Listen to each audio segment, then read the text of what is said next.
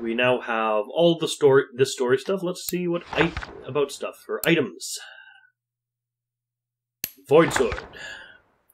Pain and suffering have tormented Gabriel over the centuries following his transformation to the Lord of Darkness, beating his exhausted mind again and again as his memories submerged into the waters of oblivion. Dracula left his human side behind to overcome the torture and filled his heart with cold, dark blood. That feeling gave rise to the Void Sword, capable of draining both nightmares of its owners and the life of everyone that comes in contact with his blade. Heart of Dracul. When Gabriel replaced his blood with Lorda's, a change began that went beyond the purely physical, drowning out the love, compassion, and tenderness that filled the man's heart, giving way to the merciless darkness of the dragon. It is a supernatural power that, fed by the blood of his victims, flows through his veins, healing the wounds inflicted on him and prolonging the torturer's curse for eternity. Nope, I wasn't done.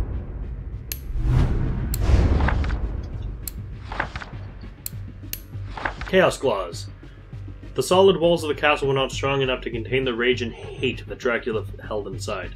Possessed by a yearning for revenge, the Prince of Darkness attacked the pillars of his new home. From its ashes, new structures always arose, even taller than the ones before, and from the burning fires a blinding flame. In its burning heat, the Chaos Claws were forged, filled with a contained fury, waiting for their master to unleash their power once again. Shadow Whip. I've always wanted to understand this thing. Gabriel's deeply rooted training with the combat cross remained in Dracula.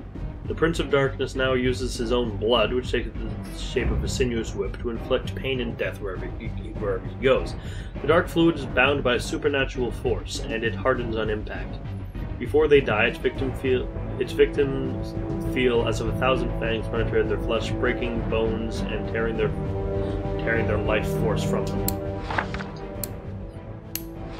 Demonic Wings. Shortly after becoming a vampire, Gabriel rejected the sacred relics that he had used to defeat the Lords of Shadow. Instead, he learned to imitate their powers through his new dark blood. The majestic archangel wings gave way to even greater appendages that grew from his back to take him higher in the air and chuck terror into the hearts of his enemies. Bat Swarm. The castle bats have shared their space with the Prince of Darkness for countless years. The powerful influence of their lord has bound them to his very being, as if they were part of his own body. In bygone times, Dracula never needed the distinct destructive abilities of these creatures, but his new situation forces him to use them to even things up. Projectiles. The ultimate resource that a soldier's life depends upon is the proper use of throwing weapons. Gabriel became an expert within the Brotherhood when he fought the Hordes of Darkness. Now, on the other side, Dracula uses his new vampiric skills to throw different forms of matter and energy against his old allies. Mist Form. The ability to take the shape of mist is one of the most useful skills that a vampire can use. The restrictions of space, which would be obvious for a physical body, disappear completely when applied to an entity made up of millions of floating particles. Being able to reach almost everywhere and go unnoticed by enemies means that creatures able to master this technique become true shadows in the night. Relics. Items from the most exotic corners of the world were stolen from Dracula's castle after its owner disappeared over time with the arrival of the modern era. The potion seals, talismans, and other relics seemed to decorate the windows of antique shops or ended up in the city's rubbish. Converted into mundane objects, camouflaging the innocent gaze of the humans who never knew their true power. Tears of a Saint. An ancient belief attributes healing capabilities to the tears of saints. For centuries, alchemists at the service of evil have unsuccessfully tried to unlock their secret. To conduct their research, they kidnapped men and women of God, studying their every vital fluid, and they were able to extract from their eye sockets. Ensnared Demon. When a 15th century When, in the 15th century, a group of strange scholars presented the prototype for the first steam engine, it seemed impossible to explain how they could have invented such a sophisticated machine with the existing tools and knowledge. It would have been impossible, except that its framework did not hide human technology, but rather a complex mechanism fed by the magical energy of a demon trapped in its core. Dodo egg. The meat of the trusting dodos became coveted for hundreds of years. However, the chupacabras found in them an even more valuable use, and began to breed them secretly before they became entirely extinct. Their eggs hold a privileged place on the shelf in the shop under the slogan, "Buy it now and discover a secret." Talisman of the Dragon. Extinct for eons, the existence of dragons has been relegated to a mere mention in legend and myth. However, their legacy has remained latent in the blood of their ancestors and inherited by their descendants, awaiting the arrival of the Chosen One to rise again. An old prophecy describes how a mysterious talisman created in ages long past to ensure the return of the beast. Only when its centuries-old scales have been collected will the dragon be reborn.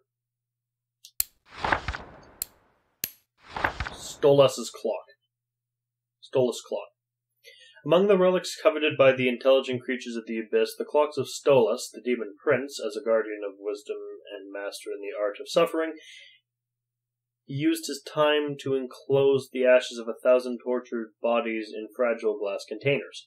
When released, the ashes enveloped the punished enemy, slowing the passage of time and taking away a greater amount of combat experience when stimulated with pain. And finally, Seals of Alastor. A blood oath kept the ghost of Alastor from leaving the material world. His spear was anchored to the weapons that made him famous in life, forcing him to brandish them for all eternity. It is said that he who carries a seal with his name will enable the master to guide his fist and teach perfection in the art of dealing death. We haven't used any of these in the entire game. White Wolf Medallion. There is nothing stranger than the love of a father for his son, and even Dracula is able to show it through his tortured memories. The medallion is nothing more than the physical representation of those memories, forged by a deep feeling that binds him to his firstborn, tempered by the regret of having bequeathed to him his fateful destiny. The White Wolf is his symbol, his constant between worlds, and his guide on his journey from the present to the past. Wherever his mark is found, he can call on it again. Dungeon Key.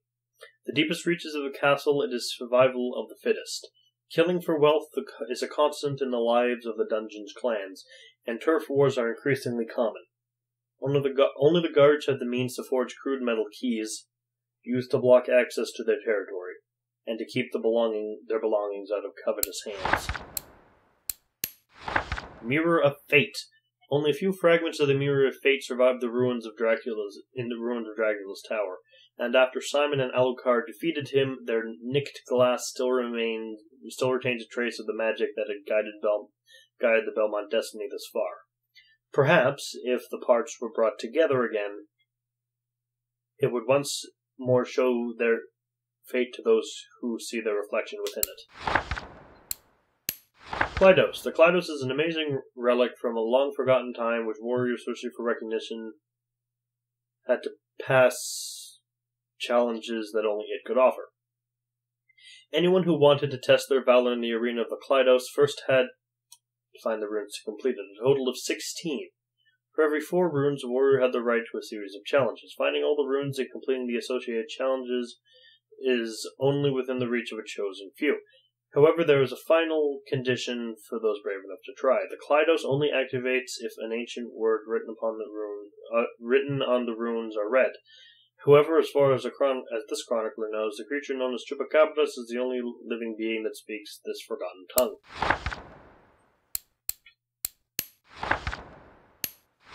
Shadow Daggers. Making a small slit cut on his wrist and using the same power that to mold his blood as for the Shadow Whip, Dracula is able to throw a high-speed shadow projectile at his enemies. When it hits, the shadow particles harden, dealing a forceful blow that can destabilize the target. Chaos bombs. Several pieces of burning mineral escaped when the Chaos Claws were forged and became trapped in the depths of the fortress. Some creatures searched for them to control the great power of fire that they store inside. However, only the Lord of Vampires is capable of transforming its power and projecting it at his enemies. Void projections. The formation of the Void Sword caused impurities that penetrated the deep rock of the castle.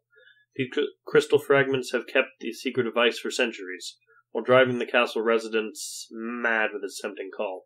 He who can control the power held by one of these crystals will be capable of extending the void energy beyond the sword's edge. That's every item.